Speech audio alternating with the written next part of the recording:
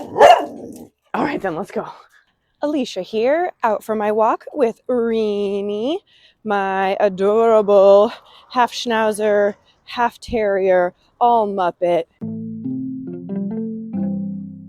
This is Sustainable Events Dog Walk, a short podcast from Positive Impact Event Consulting, where you can get a quick nugget about sustainability for your events and event business while on a walk with Alicia and her dog Reenie.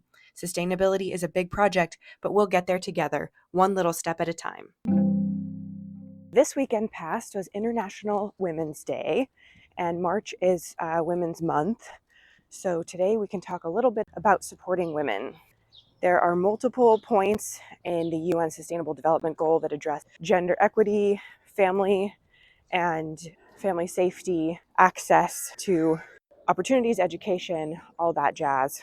Don't step on the flowers. And you may have heard that in the majority of the world right now, not all, but in many, many places, including very powerful and wealthy nations, and including the US, we're at a real low point for women in regards to safety and health opportunities. In many places in the world, there's still a very large gender pay gap. And while I feel the sensation on the ground is that representation is good, and in the events industry, it feels like we have a lot of active representation. There's still a lot of leadership inequality, and representation within the industry is still very much segregated by roles. And these are the sorts of things that take a long time to change and move because of the perceived openness to everyone, and then the amount of time that it takes to gain the expertise and knowledge and responsibility in order to be visible within the area. For instance, AV, you can start right away, but you won't necessarily have the expertise to be seen out and about very often as a woman on an AV team. So it takes a little bit of time to catch up to the curve. And I'm not an expert in the topic of female equity in the workplace and gender equity, but it is one of my personal areas of interest that I focus on with my business. I really value supporting female entrepreneurs and business owners around the world. This week I was able to talk to a consultancy who specializes in HR and diversity that helps major corporations and businesses like banks and the big tech companies and those types to improve their diversity and inclusion, improve the accessibility to their programs, and make sure that they are working for their workforce and providing the things that people need and want. Things like the value of providing parental leave and acknowledging for all people the importance of flexibility as a parent, the different value propositions in healthcare that includes different family members and is structured in various ways. With a tiny refresher from them, I thought I'd poke a couple of these topics for International Women's Day. Okay, come on, Doug, let's walk. Come on, what is it? No, get out of that bush. Come on.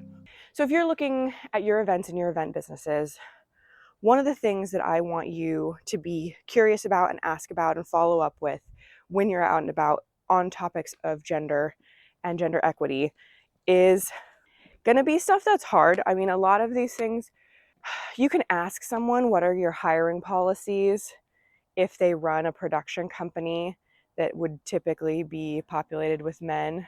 But we all know that legally they can't say, oh yeah, we prefer not to hire women. So instead, you can ask, if possible, we'd love to see a variety of genders on the staff. If you're in charge of agendas, obviously looking for representation and voices across the gender spectrum, people who are professionals with and without children, all those sorts of things, so that the voices that are being heard on your agendas cover a diversity.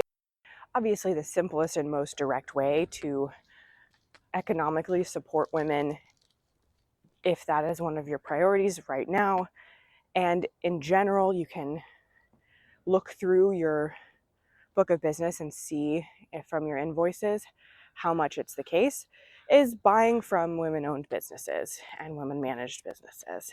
So if you have vendors that are run by or owned by a woman or a couple that include a woman, that's an easy one to be able to say X percentage of our vendors are woman owned, or we prioritize working with women and family owned businesses if that's a value of yours that you want to be representing.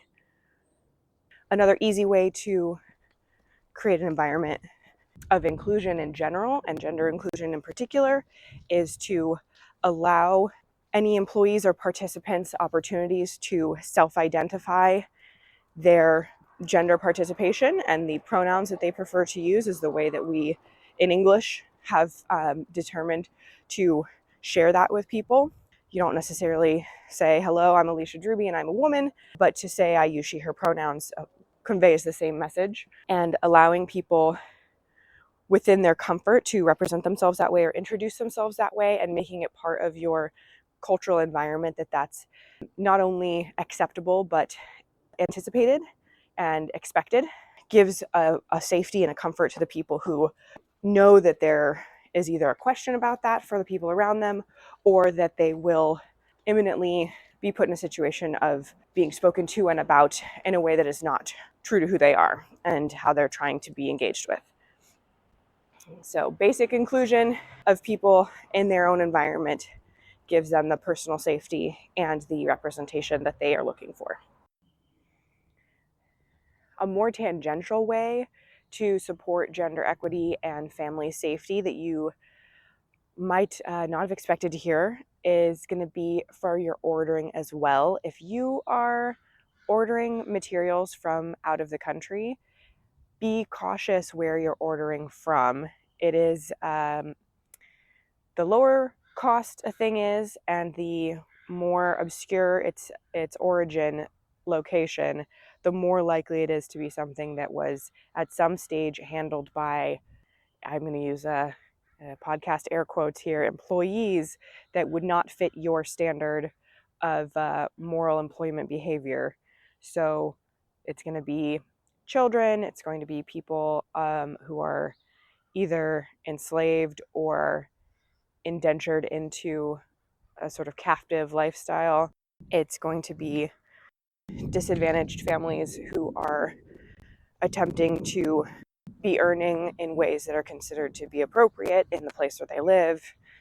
So if you are finding something off Amazon or another importing website and you go, wow, it's so cheap, I love that, just try to keep in mind that the likelihood that it's so cheap because there's a small child in a developing nation who was integral in building or making it in some way goes up quite a lot.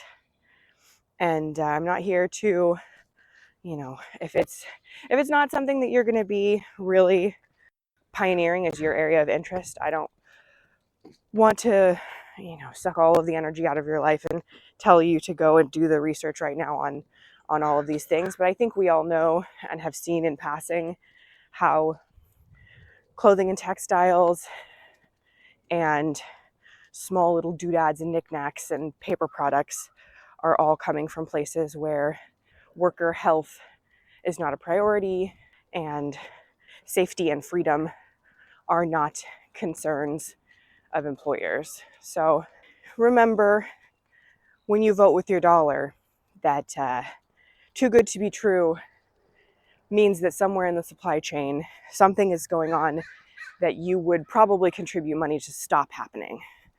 And the best way to contribute that money is to buy things that are made ethically and with a supply chain that is visible and costs more than the materials that went into it. And that means across the board, in general, in Western life, we're going to have to swing back toward a less decadent and overkill version of experiencing our lives and events. And we are living a very maximalist life right now, where everywhere we go, there's a little knickknack and there's more little things and things and things that are all going to end up in landfill. So support your local women-owned businesses. I might take a second as well to address the flip-flop between saying female and woman. As a super fun PS, female is a biological term. It refers to whether or not you have the female reproductive organs conventionally at time of birth, which is where we get the cis female, cis male is cis is just sort of for cisgender, which is just a Latin term for same, consistent, versus transgender, which is changed.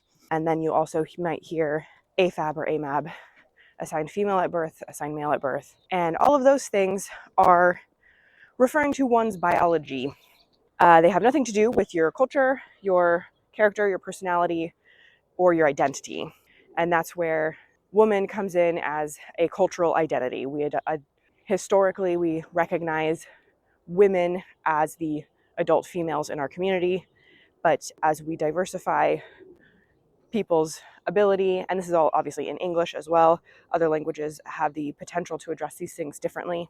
So a woman in your life may or may not have been assigned female at birth, but functions culturally and in your community as a feminine presence to some degree and self-represents as that category. So if you're talking about women-owned businesses, then you are not needing to worry about their genitalia or their assignment per biology at the time of their birth.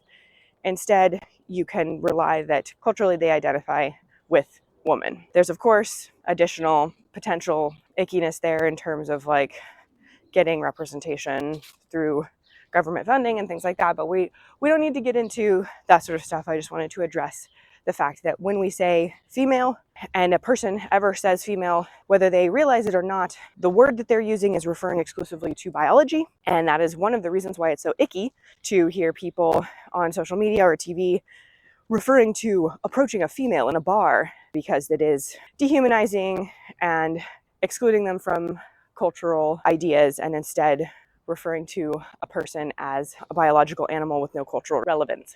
And you may or may not have felt that icky feeling, but the likelihood is you didn't necessarily exclusively think through why.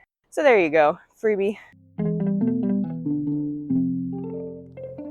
Thanks for joining me on Sustainable Events Dog Walk. I'm Alicia Drewby, founder of Positive Impact Event Consulting, and I want to help you integrate sustainability into your event business so you're ready to make every event you work on more sustainable.